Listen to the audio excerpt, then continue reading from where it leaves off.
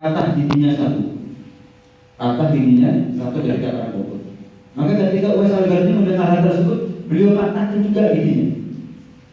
Setelah beliau patahkan giginya, beliau bingung, loh giginya mana? Gigi taring, gigi jari, gigi geraham, atau yang lain? Akhirnya beliau cabut satu-satu gigi. Pokoknya gimana caranya saya punya kemiripan dengan Rasulullah SAW. Kalau Rasulullah tanggal giginya satu, tanggal giginya satu, saya tanggalin gigi saya satu. Ya, bagaimana dalamnya cerita Rasulullah kita masuk masjid kaki kanan aja kadang-kadang lupa.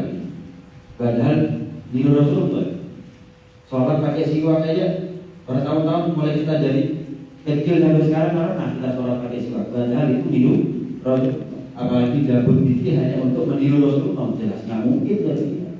Itulah bukan kita yang dipuji oleh Rasulullah, tapi Uwais Al-Qarni yang dipuji oleh Rasulullah. Sama, Uwais nggak pernah ketemu sama Rasulullah, kita pun juga nggak pernah ketemu Rasulullah. Kita nggak pernah perang sama Rasulullah, Uwais juga nggak pernah perang sama Rasulullah. Tapi lihat kenapa disebut Uwais Al-Qarni kita? Padahal kita punya kemiripan dengan Uwais, karena di antara kemiripan kita lebih banyak perbedaannya. Beda level, beda kelas antara kita dengan Uwais Al-Qarni. Sehingga ketika beliau pamit kepada ibunya untuk pergi ke kota Madinah, ingin berjumpa dengan Rasulullah SAW, maka ibunya ngasih izin, cuma dengan syarat cepat pulang, jangan lama-lama, karena ibunya sendirian. Maka beliau bekerja, Uwais Al-Qarni bekerja sekian hari atau sekian minggu, tujuannya untuk cari bekal berangkat ke Madinah dari Yaman, dan menyisakan bekal tadi itu untuk nafkah ibunya. Bisa ditinggal seminggu, ya harus menyediakan nafkah untuk ibunya selama seminggu. Udah singkat cerita, beliau pergi ke kota Madinah. Sampai di rumah Rasulullah SAW, ketemu sama Siti Aisyah. Ketika tanya, gimana Rasulullah? Apakah ada Rasulullah? Enggak ada. Rasulullah lagi perang. Rasulullah lagi ada di medan pertempuran. Pertempuran atau pertempuran? Pertempuran. Rasulullah lagi perang. Akhirnya ditunggu sama Uwais sehari, kangen, berharap ketemu sama Rasulullah. Sehari, 2 hari, bingung, dilematis Uwais. Nunggu Rasulullah sampai datang, beliau sanggup. Cuma ibunya gimana? Saya cuma kasih bekal kepada beliau seminggu. Sementara ini perjalanan masih panjang kalau untuk pulang. Gimana ini? Akhirnya dengan terpaksa beliau pamitan kepada Siti Aisyah. Siti Aisyah, saya pamit. Saya nggak bisa nunggu lama-lama menanti kedatangan Rasulullah. Kenapa? Karena ibu saya sudah tua, dalam riwayat buta juga, sakit-sakitan. Ibu saya nggak punya siapapun kecuali saya nggak punya siapapun kecuali ibu saya. Saya sudah kasih bekal selama saya tinggal di sini selama seminggu ini, sudah sekian hari Rasulullah belum juga datang. Saya khawatir saya pulang karena lamanya perjalanan berhari-hari, ibu saya kehabisan bekal. Saya khawatir siapa yang ngurus ibunya, siapa yang peduli yang melayani ibu saya. Tolong titip salam ya sama Rasulullah. Saya jauh-jauh datang dari sini, dari Yaman ke sini, nggak ada kecuali ingin berjumpa dengan Rasulullah. Pulang dari perang Rasulullah, Assalamualaikum, waalaikumsalam, langsung Rasulullah bilang. Beberapa hari yang lalu ada seorang pemuda yang datang ke sini. Umurnya Uwais Al-Qarni itu 63 tahun. Meninggal tahun 37 Hijriah. Beberapa hari yang lalu ada seorang pemuda yang datang ke sini. Kaget Siti Aisyah. Pemuda yang mana ya Rasulullah? Tamu banyak, pemuda juga banyak. Enggak ada dari Yaman. Dia nunggu saya sekian hari, tapi nggak ketemu. Akhirnya dia terpaksa pulang karena bingung sama ibunya. Ibu Aisyah ma'ruf bisana majhul bil ard. Itu orang walaupun nggak takdir ketemu sama aku, itu orang-orang langit bukan orang bumi. Itu orang-orang langit bukan orang bumi. Itu terkenal di langit, nggak terkenal di bumi. Tercampakkan, nggak di reken sama orang di bumi, tapi punya kedudukan luar biasa ada di langit. Yes. Ini bagaimana salah satu daripada kemuliaan Uwais Al-Qarni. Nggak pernah ketemu sama Rasulullah, Tapi sahabat semuanya pun dikasih wasiat sama Rasulullah untuk kalau ketemu sama Uwais Al-Qarni jangan lupa minta doa. Subhanallah. Nah, dalam sebuah hadisnya Rasulullah SAW pernah bersabda, Inna khairat tabi'in rajulun yuqalu lahu Uwais. Rasulullah bersabda, sesungguhnya sebaik-baiknya, semulia-mulianya para tabi'in itu adalah Uwais Al-Qarni. Wa kana lahu walidah. Itu Uwais punya seorang ibu. Wa kana barran biha. Yang mana itu Uwais sangat berbakti kepada ibunya. Namun luar biasa Uwais, bakti betul sama ibunya. Luar biasa. Ibunya ketika tua bilang sama Uwais, anakku putraku, nggak ada tersisa harapanku, keinginanku, cita-citaku di usia yang sepuh seperti ini kecuali satu. Tapi rasanya nggak mungkin cita-cita kita tercapai. Apa bu? Kepingin apa bu? Selagi saya mampu saya akan usahakan. Kepingin haji nah? Ibu nggak pernah haji. Tapi usia ibu sudah sepuh. Kamu juga bukan orang kaya. Sementara haji nggak mungkin jalan. Ibu jalan. Nah, kuatnya bisa meninggal di tengah jalan ibu. Uwais pikiran. Gimana caranya saya ini sebagai anak muda bisa mengusahakan cita-cita ibunya sudah tua untuk berangkat haji. Akhirnya beliau nabung dari hasil kerjanya. Nabung dari hasil kerja untuk beli anak sapi, anak lembu. Masih kecil, kuat digendong. Udah, setiap hari anak lembu, anak sapi jadi barbel. Nah, beliau pergi naik bukit sambil dibawa itu lembu. Turun juga begitu. Besok juga begitu dibawa lagi. Sampai orang-orang yang ada di sekitar Uwais Al-Qarni menganggap beliau Uwais. Bawa anak sapi naik ke bukit, turun lagi, besok naik lagi, turun lagi, terus begitu. Sampai lembu itu semakin lama semakin besar seperti biasanya kasih makan. Cuman ototnya Uwais Al-Qarni semakin lama juga semakin kuat. Dalam riwayat 8 bulan fitness Uwais Al-Qarni. Porsi 5 kilo foto sudah viral ya. Ini anak sapi 8 bulan. Mulai orang-orang sadar, oh ternyata Uwais ini mau menghajikan orang tuanya karena nggak punya duit untuk beli onta, kuda, keledai misalnya. Nggak ada jalan kecuali apa? Gendong ibunya. Subhanallah. Digendong ibu dari Yaman sampai ke Mekah. Itu nangis ibunya. Tapi kita lihat Mekah, ya Allah. Ya kita pernah lihat di TV, melihat langsung nangis. Gimana dengan orang yang pernah lihat langsung? Gak pernah lihat dari TV, gak pernah tahu gimana bentuknya Ka'bah sama sekali. Begitu melihat, memang ada jelas kata ulama. Ada yang mengatakan ibunya ibunya Uwais Al-Qarni ini adalah buta.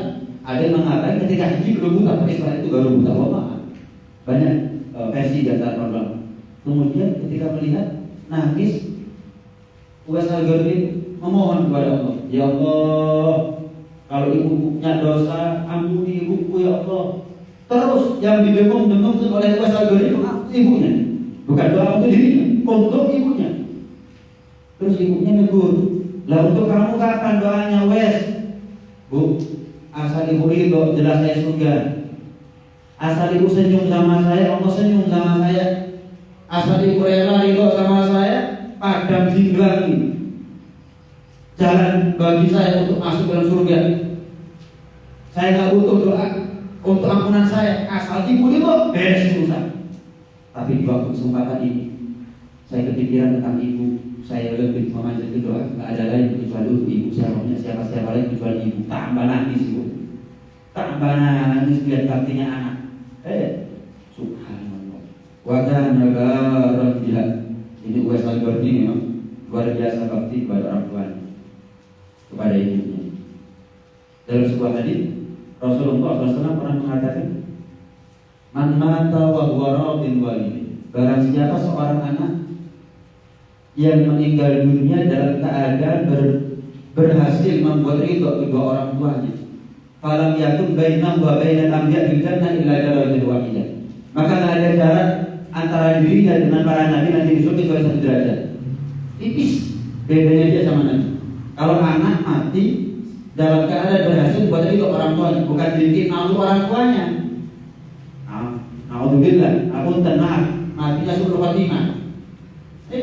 Mati gara-gara ngerampok di masa orang, mati gara-gara begal, cobong, malu orang tuanya, bukan bangga, malu. Tapi kalau berhasil bangga, gak ada jarak antara dirinya dengan ambiya kecuali jarak yang tinggi. Illa jarak yang derajat tak. Wa man mata wa huwa 'aaqul walidayh, sebaliknya barang siapa anak yang mati dalam keadaan dia durhaka kepada orang tuanya, bikin malu, mencoreng nama baik orang tuanya, keluarganya, malam yakun baina wa baina iblis finnar illa darajat wahidah. Maka ada jarak antara dirinya dengan iblis nanti di neraka kecuali hanya satu derajat, bedanya tipis.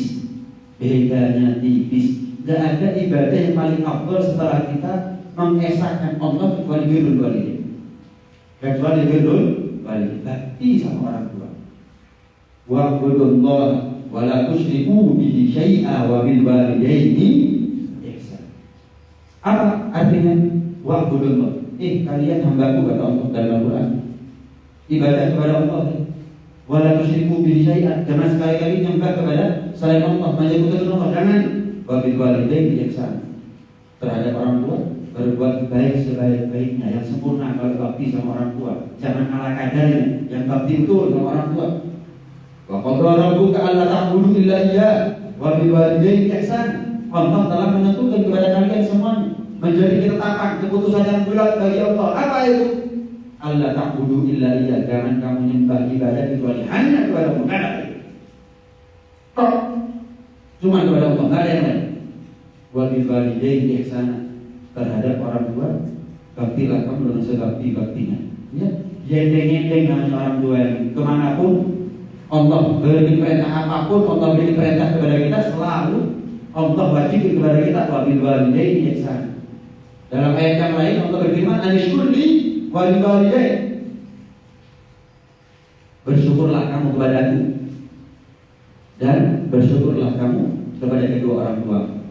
Sahabat Abdullah bin Abbas radhiyallahu anhu mengatakan barang siapa yang bersyukur kepada Allah tapi tidak bersyukur kepada orang tuanya, pandai berterima kasih kepada Allah tapi lupa akan jasa-jasa orang tuanya, sholatnya 5 waktu, puasa Ramadan tuntas, zakat nggak hanya zakat fitrah, zakat mal juga dia tunaikan, setiap haji, setiap tahun haji, setiap bulan umrah kalau perlu, tapi sama orang tua nggak biasa, nggak bakti sama orang tua, kurang hormat.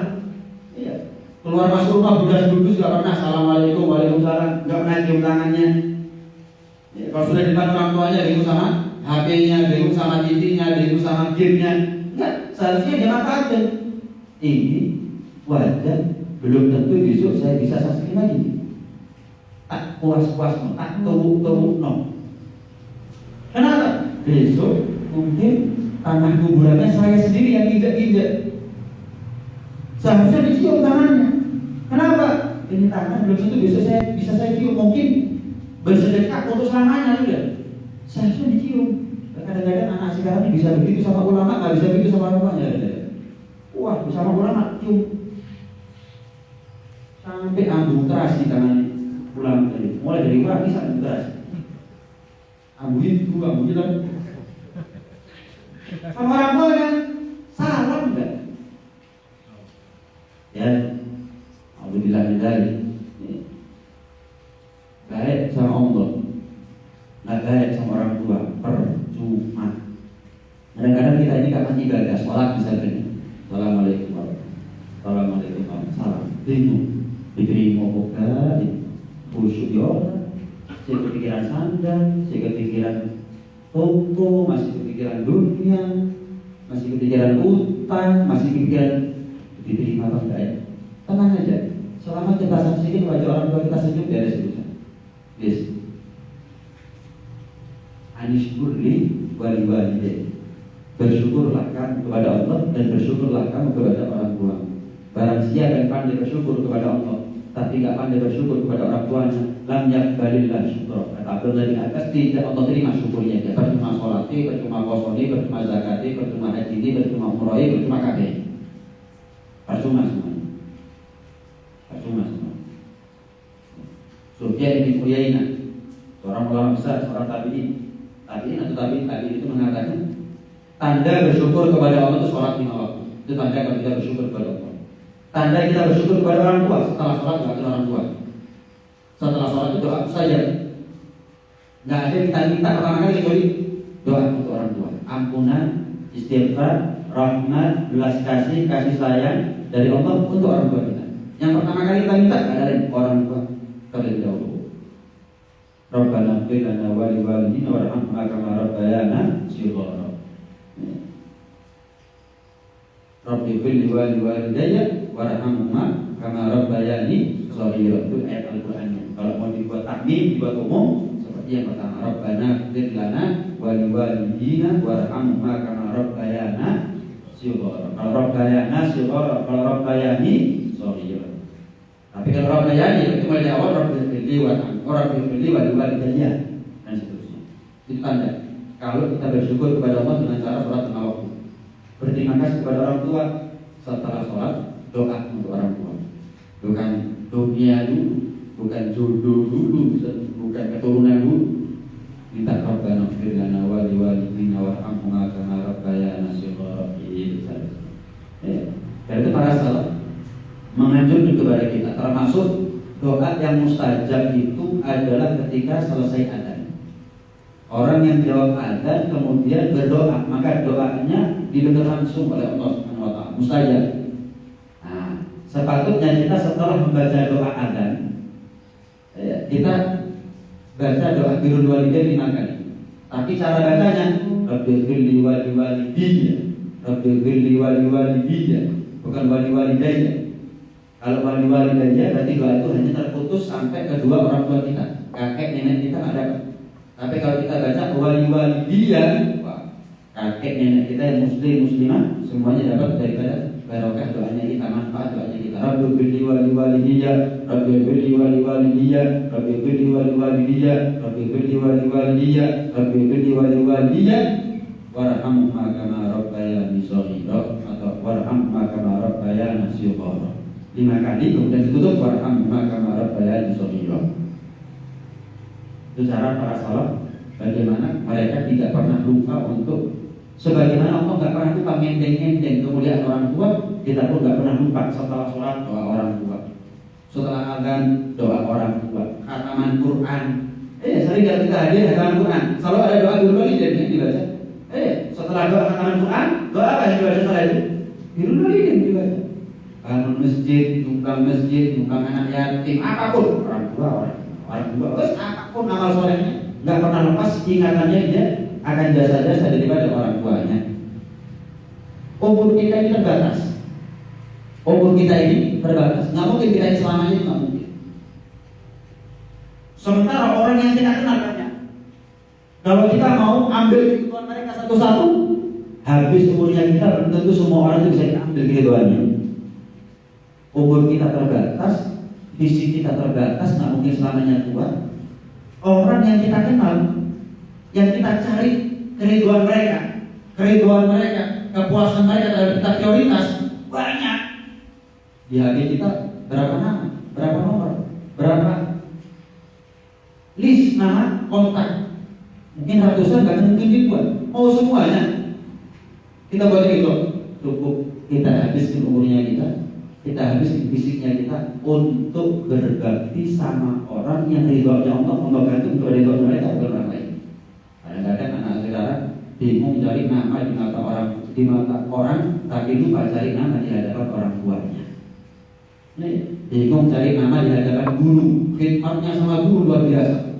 Kalau sudah gurunya dia itu dan terus gede. Alasannya udah deh, kalau kamu khidmat oleh guru. Besoknya kapan breakfast, ibunya tidak tahu beli berapa, udah dulu ya. Itu udah gede, khidmat barokah, manfaat, ambil guru yang luar biasa. Ibu apa nggak masuk loh ibu, apa nggak emas itu, ya Allah, bagus, baik, khidmat sama guru itu bagus. Tapi jangan nomor 2, khidmat sama orang tua, hati-hati. Waduh, kalau sudah di depan kiainya, kapan ini peningkat? Wah, rong jam sekali. 10 meter besok sanggup dia. Sama orang tuanya kaki naik di atas kursi, naik di atas meja, main HP, ada gelas dari orang tuanya sampai orang tuanya jalur-jalur nggak keluar. Jadi ini jebakan Batman namanya, jebakannya setan. Wah, di kantor kompori kita ini untuk khidmat sama guru, tapi bos kita khidmat sama orang tua, buya. Naik duduk gitu. Naik. Kenapa? Khidmat sama guru, tapi gak khidmat sama orang tua. Hormat sama guru, tapi gak hormat sama orang tua. Cuma, ada prioritaskan umurnya kita untuk orang tua, fisiknya kita untuk orang tua. Kemudian hartanya kita untuk orang tua. Apapun yang kita punya, boleh ujung rambut sampai ujung kaki. Matinya kita untuk orang tua ada masalah. Sehingga ada masalah. Kenapa? Ridhonya mereka ridhonya Allah. Saya ini ingin surga. Sampai Al-Habib Ali bin Muhammad Al-Habsyi. Kalau kita biasa baca Maulid Al-Durrah, Al-Habib Ali Al-Habsyi itu pernah mengatakan kalau seandainya ibuku butuh makan, nggak ada yang dijual untuk makan kecuali aku. Padahal aku adalah anak. Aku rela dibawa ke pasar budak untuk dijual sebagai budak, asal ibuku bisa makan. Aku rela. Coba kalau kita, bu, aku anakmu bu, lu ibu butuh anak, iya tapi aku anakmu bu, itu foto-foto dekat itu, enggak, ibunya nggak dia menjual anaknya, enggak, tapi ada yang punya inisiatif. Kalau seandainya ibuku dalam keadaan kepepet mau makan, nggak ada duit, nggak ada yang bisa dijual juga, pakaian nggak ada, harta nggak ada, itu aja aku siap dibawa ke pasar budak, ya aku sebagai budak, tak dol, saya nabi sopan, aku rela. Ya, pantes. Nggak ada ceritanya ulama yang sering kita dengar namanya, kecuali mereka pasti orang yang berbakti sama orang, pasti. Saya sampai sekarang masih mengalami, ya, masih menemui orang-orang itu yang sukses. Ibadahnya biasa-biasa saja sebetulnya, biasa saja, bukan yang hari puasa, hari tahajud, ya kemana-mana muter tasbih, enggak. Cuma bisnisnya sukses. Kenapa? Karena dia nomor satu ke orang tua. Sering kita dapat kata-kata bijak. Barang siapa yang menjadikan orang tuanya sebagai raja, barang siapa yang menjadikan orang tuanya sebagai raja, Allah jadikan dia sebagai raja di atas dunia dan di akhirat. Kalau nggak salah, kalamnya Al-Habib Muhammad bin Salim Al-Habib Habibullah Ta'ala Warahmah. Barang siapa yang membuat orang tua sebagai raja, memposisikan orang tua sebagai raja, nggak mungkin hidup neraka. Saya sering sampai sekarang ketemu orang bisnisnya sukses, hidupnya enak, lancar, rumah tangganya rubuh dan seterusnya. Bisa orang tua. Bukan karena sholatnya, bukan karena puasanya, bukan karena zikirnya, bukan karena tahajudnya, bukan karena rukuknya, orang tua. Yaitu sudah saya paling tahu. Pernah seorang pemuda tanya kepada Sayyidina Ali bin Abi Thalib, ngeluh, sabar. Ali, kenapa ya? Rezeki saya ini kok macet, kok nggak lancar? Kenapa ya? Duhanya kamu mungkin kurang. Enggak, setiap hari aku sholat duha. Istighfarnya kamu, memang istighfar termasuk cara untuk mengajar rezeki. Istighfarnya kamu mungkin enggak. Aku banyak kita istighfar 70 kali, 100 kali setiap hari. Bingung saja. Apa lagi? Oh, mungkin sholawatnya kamu, sholawat juga mengajar rezeki. Enggak. Aku sering bersolawat kepada Muhammad. Disebutkan semuanya. Kok semuanya sudah dilakukan, tapi rezekinya lancar. Kan nggak mungkin resepnya Allah itu salah, itu nggak mungkin. Kalau resepnya dokter mau praktek bisa, tapi kalau resepnya Allah nggak mungkin ada mau praktek. Pasti tepat. Duha sudah, istighfar sudah, sholawat sudah, sedekah sudah, apapun sudah. Nah, kok rezeki ini sih aja, kok mau ada? Terakhir ingat saja nanti. Kamu kalau doa setelah sholat, gimana doanya? Coba apal kan namanya orang doa kalau setelah sholat ya? Yuk, satu pun gak ada permintaan doa untuk orang tua. Doa biru dari belas kalau mulai doa si pisan kau. Ini penyebab terbesar. Ini penyebab terbesar. Itu Dalam sebuah riwayat dikatakan tarkud doa lil walidain yudayyibul 'aish 'alal walad. Lupa mendoakan orang tua dalam doanya kita itu adalah penyebab kenapa hidup kita sempit. Masuk rumah bukan ketemu surga, ketemu neraka. Melihat anak buahnya nakal dan mari-mari.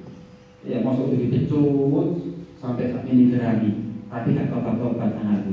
Gitu. Ketemu istri, ya Allah, disuruh nutup aurat tidak gelem, nonggo gitu. Kaitan-kaitan disuruh. Bisa deh. Orang tua dulu gitu. Sekarang mungkin nonggo enggak, iya lagi nonggo. Hasil hidupnya sempit, rezeki. Nah, kena corona sempit. Kena corona, kenapa? Lupa dia mendoakan orang tuanya. Lupa dia. Ini apalagi orang itu sudah nggak sholat. Orang kalau sudah nggak sholat, kecil kemungkinan dia doakan orang tua. Orang kalau sudah nggak sholat, kecil kemungkinan dia doakan orang tua. Wong yang sholat itu kadang-kadang lupa kalau doakan orang tua. Kok bisa kelalaian? Kok bisa ya? Kok bisa itu? Sholat dumodowo akhir kejaruan satu gak boleh kan? Sekali ya? Enggak. Apa sengaja? Enggak. Mungkin sengaja dia lupa. Lalai, aku isok cuma lalai. Rabbana atina fid dunya hasanah, ini. Doa-doa yang lain, ini. Doa cari jodoh, doa lunasi utang, doa apunten minta keturunan, doa berbeda, iya kok ada itu, pantas jauh jodohnya, pantas jauh rezekinya. Kenapa? Tarkul doa lil walidain yudayyibul 'aish 'alal walad. Masya Allah. Ini wasadoni dipuji sama Nabi, padahal tidak pernah ketemu sama Nabi. Disebut namanya, bukan sifatnya toh.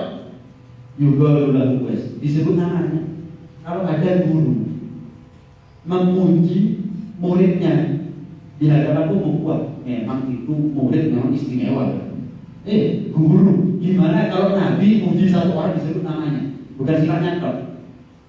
Namanya disebut, sifat-sifatnya disebut. Kenapa dia mulia disebut oleh Rasulullah?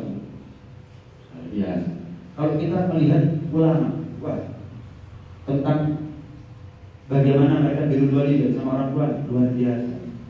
Sayyidina Hasan bin Ali, putra Sayyidina Ali bin Abi Thalib, itu kalau makan sama Sayyidina Ali Siti Fatimah, gak pernah makan bareng. Nunggu sisa Sayyidina Ali Siti Fatimah. Sampai teman-temannya heran. Namanya anak pasti seneng ya makan sama orang tua ya. Tapi ada yang ini kayaknya enggak ya. Lebih seneng sama teman daripada sama orang tua. Ibu, masa ibu itu tok. Enak gak bosen, belum kafe, budal, anggulewu, seketewu. Orang seperti ini, anak seperti ini gak akan sadar. Suatu saat dia akan sadar, akan tiba masanya buat dia sadar. Yang paling penting bukan makan apa, tapi makan sama siapa. Itu ada nanti. Baru nanti, itu nyasek baru sadar anak seperti biasa. Meninggal, ya Allah. Makanannya ibu nomor 1 kaset. Ketika ibu kamu mana? KFC, McD, apa? Janji jiwa, Starbucks. Gak tahu, gorong.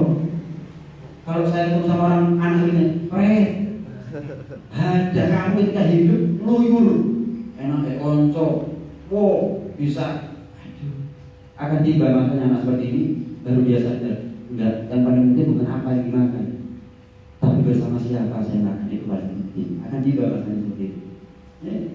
Sebenarnya tidak mau makan sama orang tuanya. Entah ini tadi, bukan kafe.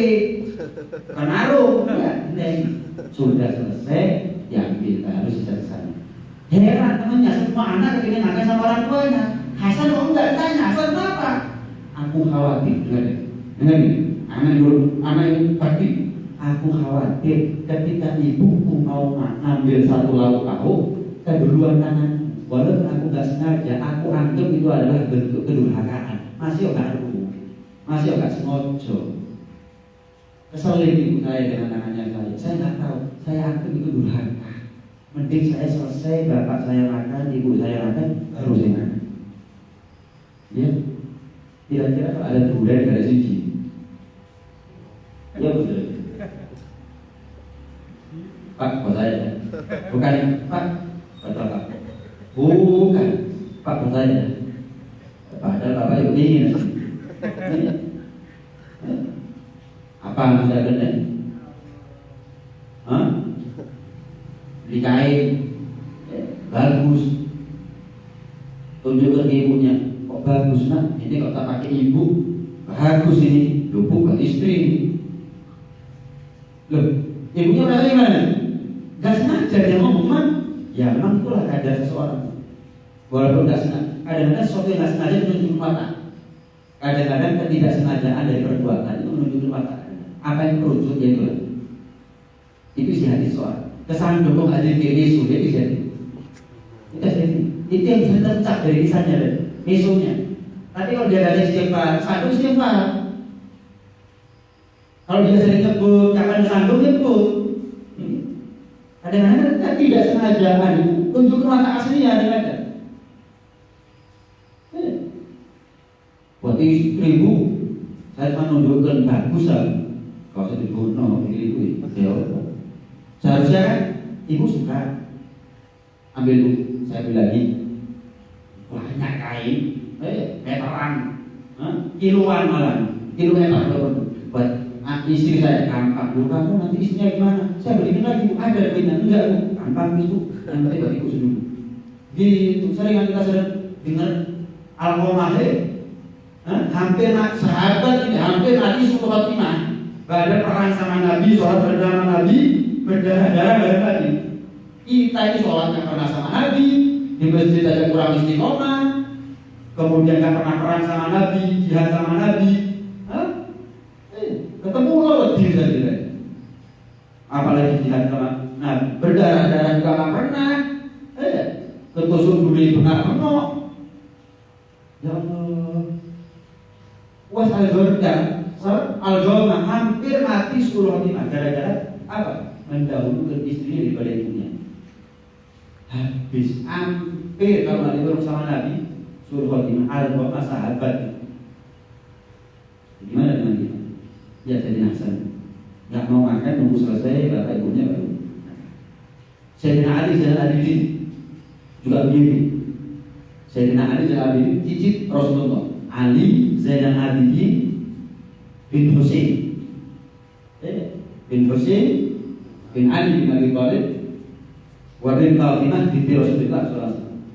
Sampai Sayyidina Ali dan Abidin itu dalam hadis Rasulullah pernah bersabda, nanti di hari kiamat. Jadi ketika itu Rasulullah mangku Sayyidina Hasan, Sayyidina Husain, mangku.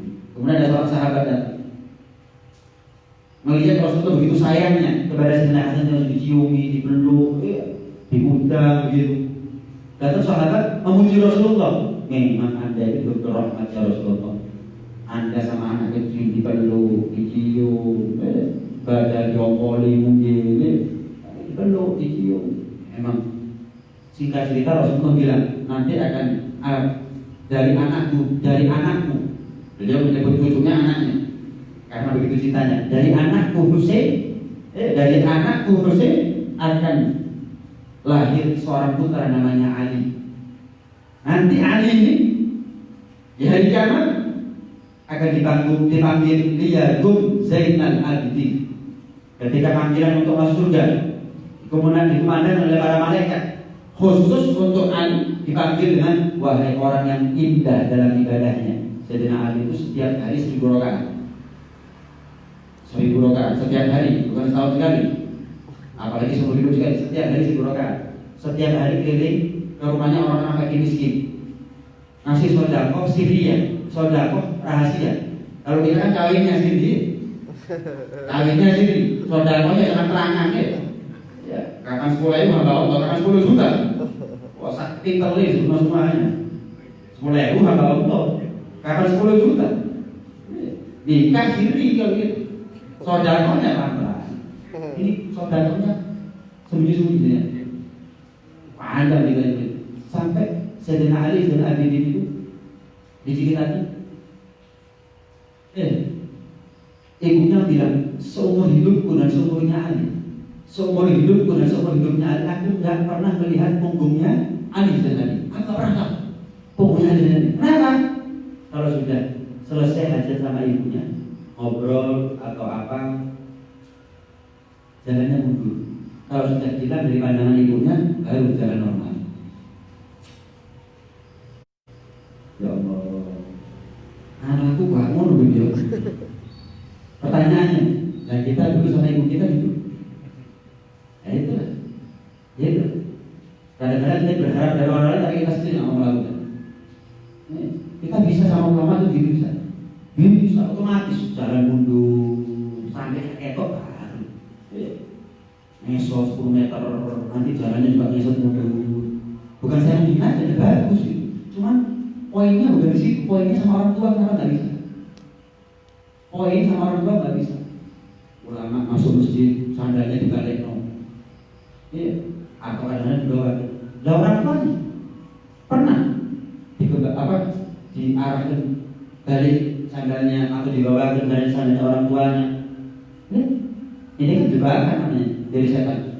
Di satu sisi, ya, dikompor-kompori, di satu digembos-gembosi.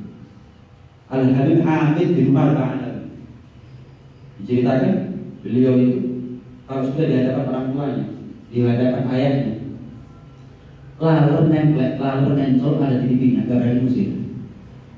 Kenapa? Khusyuk, fitnah, menggibah.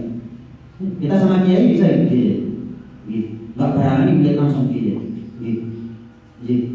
siap, saat ini pulang kita lihat. Sama orang tuanya, iya Pak, kita tahu. HP, PlayStation, TV, remote, aduh, iya Pak kita lah, iya Pak kita lah. Lain mana? Iya Pak kita lah, kesrik, lali banget.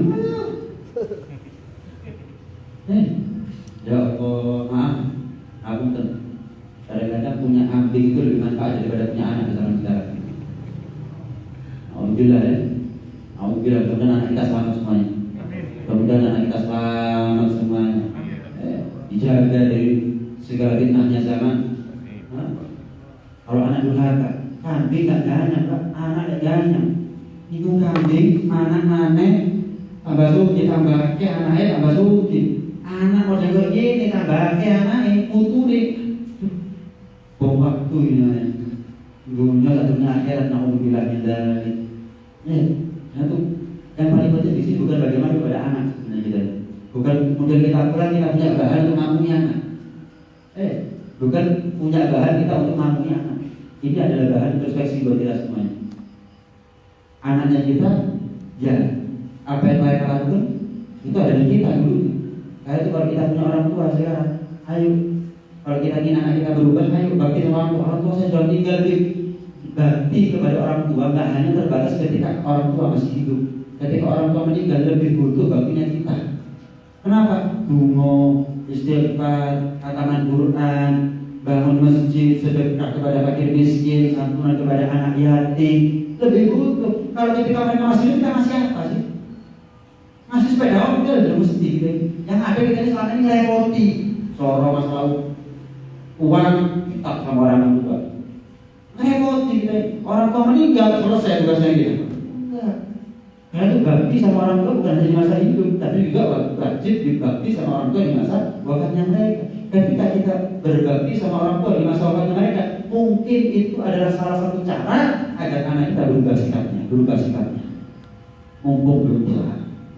Mumpung belum terlambat. Panjang kita bersabar ini. Singkat saja, Rasulullah SAW pernah mengatakan begini: Inna Allah Azza wa Jalla yuhib man khuluquhu al-asfiya al-akhfiya al-abiya. Allah itu paling cinta sama orang yang polos, orang yang gak bingung sama hingar-bingarnya dunia. Allah itu paling cinta kepada orang yang hatinya bersih, orang yang humul, orang yang mau terkenal. Allah cinta sama orang seperti itu. Asy'a'atah rusuhum al-mughabbara wujuh, yang mana rambut mereka kusut karena fakirnya, bukan karena cueknya. Enggak. Islam nggak ngajarin cuek, cuma karena fakirnya, nggak sempat ke rumah, nggak sanggup untuk beli minyak rambut, wajahnya berdebu. Kenapa? Nggak setiap hari bisa mandi. Kenapa? Nggak punya rumah aja. Hidupnya nomaden. Wasallam itu begitu. Kurus perutnya. Yang mereka kalau minta izin untuk ketemu sama pejabat selalu ditolak. Selalu ditolak. Yang mereka kalau sudah ingin meminang seorang perempuan selalu ditolak. Nggak diterima pinangannya, lamarannya. Yang mereka kalau nggak ada di pandangan kita nggak boleh jadi cari. Yang mereka kalau datang nggak ada di hadapan kita kan malah nggak senang. Apa sih begitu kok? Kalau hilang nggak digodain, kalau datang kepada kita nggak senang. Kalau sudah mereka sakit nggak dijenguk. Kalau mereka mati nggak ada yang ngantar jenazahnya. Mati dalam keadaan asing orang sudah gini. Tapi di dunia, ya akhirat nggak asing sama sekali. Ya Rasulullah, kalau Nabi Rasulullah, ya Rasulullah memangnya ada laki-laki seperti itu? Ada orang seperti itu yang nggak direngin, ada. Orang lagi bukan orang bumi itu ada. Kata Rasulullah, Gak Uwais Al-Qarni, namanya Uwais salah satunya. Namanya Uwais, lagi-lagi harus menyebut namanya. Uwais Al-Qarni. Loh, apa memangnya kemuliaan Uwais itu ya Rasulullah? Maka Rasul mengatakan Uwais itu punya matanya kebiru-biruan dan putihnya kemerah-merahan. Kemudian bidang, apa namanya ini, kedua budaknya bidang, bukan bungkuk itu, bidang tegak, proporsional. Adik bisa duduk mah, warna kulitnya sawo matang, kemudian memelihara jenggot, kemudian nggak pernah menengok ke langit, nggak pernah melihat di depan, selalu nggak ke bawah. Tanda kerja tawadhu, iya, tawadhu, rendah diri, rendah hati. Kemudian selalu nangis, banyak nangis di Uwais Al-Qarni. Yang dia punya pakaian hanya dua, itu urusan semua. Dia cuma punya pakaian 2 setel, itu urusan. Sekarang yang dipakai dicuci, ya sudah, nggak ada lagi pakaian kecuali yang ada di lemari. Wes, satu dicuci dipakai, nggak ada cadangan. Sama juga, itu pun dua-duanya sudah usang, sudah bulat. Yang beliau nggak dihiraukan oleh orang. Beliau punya sarung yang terbuat dari wol. Tapi wol dulu beda sama wol sekarang. Kalau wol sekarang mahal. Wol dulu kasar. Punya sarung cuma dari wol. Kemudian punya surban dari wol. Yang dia nggak dikenal di bumi, tapi dikenal di langit, kata Rasulullah. Yang dia kalau sudah sumpah dalam doanya, maka ijabah dari Allah kontak. Kalau dia sudah sumpah dalam doanya, maka ijabah dari Allah terhadap sumpah dalam doanya dia akan dijawab dengan kontak. Dan dia punya ada di pundak sebelah kirinya itu belang. Dia itu belang dulu, belang, tapi dikasih kesembuhan oleh Allah berkat baktinya dia sama ibunya. Tapi disisakan oleh Allah sebesar koin daripada belangnya siapa? Uwais Al-Qarni. Maka Rasulullah berpesan, ya, nanti di hari kiamat ketika malaikat menyeru kepada seluruh hamba Allah, udkhulu al-jannah, masuklah kalian semuanya ke dalam surga. Maka untuk Uwais pengecualian, sebentar, untuk kamu jangan langsung masuk surga, eman-eman. Kamu syafaati dulu, bantu Nabi Muhammad untuk bagi-bagi syafaat kepada umatnya, tolong ziarah susu.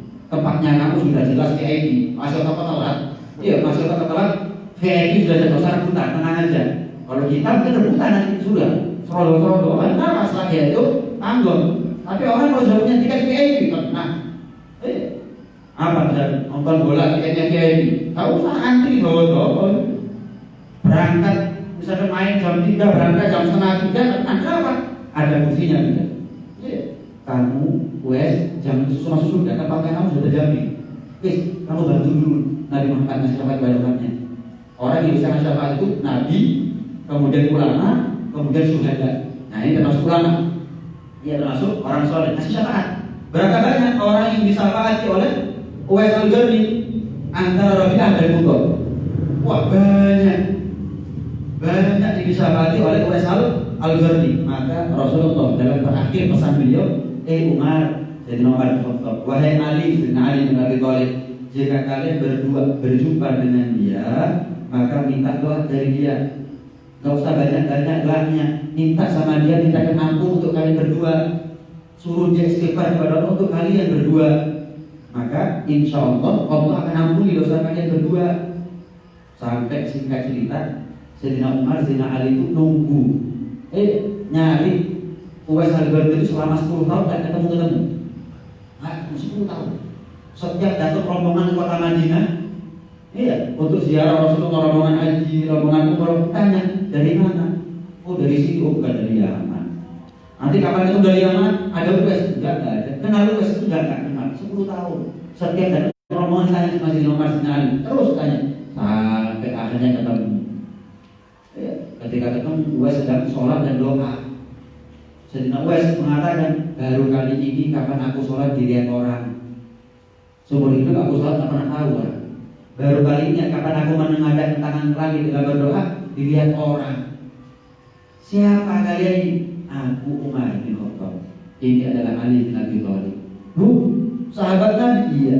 Umar bin Khattab? Iya. Ali bin Abi Thalib? Iya. Apa perlunya aku kesini setelah 10 tahun khusus untuk mencari kamu karena melaksanakan mandat perintah dari Allah? Apa? Aku dikasih amanat kalau ketemu sama yang namanya Uwais Al-Qarni, minta doa sama dia. Uwais, doakan saya, doakan kami berdua, minta ampunan Uwais Al-Qarni untuk seluruh umat Nabi Muhammad SAW. Bukan hanya untuk Sayyidina Umar dan Sayyidina Ali, minta untuk ampunan seluruh umat Nabi Muhammad. Sayyidina Umar, Sayyidina Ali nagih untuk kami berdua khusus. Untuk kami berdua khusus dong, wahai Uwais. Enggak. Kalau kalian iman sama Rasulullah, maka jangan tolak doanya saya. Jangan tolak doanya saya. Kemudian Sayyidina Uwais pesan, tolong ya, jangan kasih tahu siapa saya. Derajatnya para wali itu banyak. Yang paling tinggi adalah kapan dia jadi wali, dia tahu dirinya wali. Kapan jadi wali, dia tahu, dia sadar kalau dirinya wali. Itu derajat tinggi para wali. Uwais Al-Qarni ngomong sama Sayyidina Umar, Sayyidina Ali, ojo ngomong-ngomong ya sama orang siapa saya, ojo dibongkar. Wis cukup kalian aja tahu sholatnya saya, cukup kalian aja dengar doanya saya. Wis ojo mana orang nyeruh kapan saya sholat, kapan doa. Berarti dia tahu di jalan. Jangan kasih tahu siapa sok aku. Kalau kita kan ngaku-ngaku ya, sok namanya doa aku nih. Ini enggak ngomong sebotol. Ya, subhanallah, setelah 10 tahun. Banyak sahabat diminta alat barokah sama Rasulullah untuk kepada Uwais Al-Qarni. Nah itu penting sebenarnya kita dengan istilah kita seperti ini. Banyak hikmahnya, banyak pelajaran yang kita ambil. Baik kita sebagai orang tua, kita sebagai anak, kita sebagai hamba Allah, kita sebagai orang yang mau cinta kepada Rasulullah SAW. Mudah-mudahan kita bisa meneladani Uwais Al-Qarni. Mudah-mudahan kita ditakdiri oleh Allah Subhanahu Wa Taala karena sudah antara baik yang dapat syafaatnya Uwais Al-Qarni nanti di hari kiamat, syafaatnya Rasulullah SAW nanti di hari kiamat. Mudah-mudahan sebagaimana Allah berikan ilmu kepada kita saat ini, Allah berikan dengan taufik, Allah berikan dengan hidayah, sehingga ilmu ini menjadi ilmu yang manfaat, ilmu yang barokah buat hidupnya sampai akhir hayat. Amin Allahumma amin. Amin ya rabbal alamin. Rabbana anfa'na bima 'allamtana, rabbi 'allimna alladhi yanfa'una, rabbi faqihna wa faqih lana wa barakatina fi dinina ma'al kutubi mutawaddata, rabbi wafiqna wa fiqhum lima ta'budu wa fi'lan karama wa rizqil kulla halalan da'iman wa akhilla akhliya ulama maqbadul khair fa kulla syar. Rabbana aslih lana kulla syu'un wa aghfir ridha minka tuyur rabbi anna rabbana kulla tuyur qabla an ta'tiyana rusulan man rabbir wasbir anta akramu man satar wa salatullahi tafshal mustafa min al-hadi dan wal waqad kitab fihi an-nas shifa wa 'ala al-ali kiram syurafa wa 'ala sahbi masabih al-ghurab. Allahumma hdina bi hudak waj'alna mimman yusari'u fi ridhak wa la tawallina waliyan siwak wa la taj'alna mimman khalafa amraka wa 'asak wa hasbunallahu wa ni'mal wakeel wa la hawla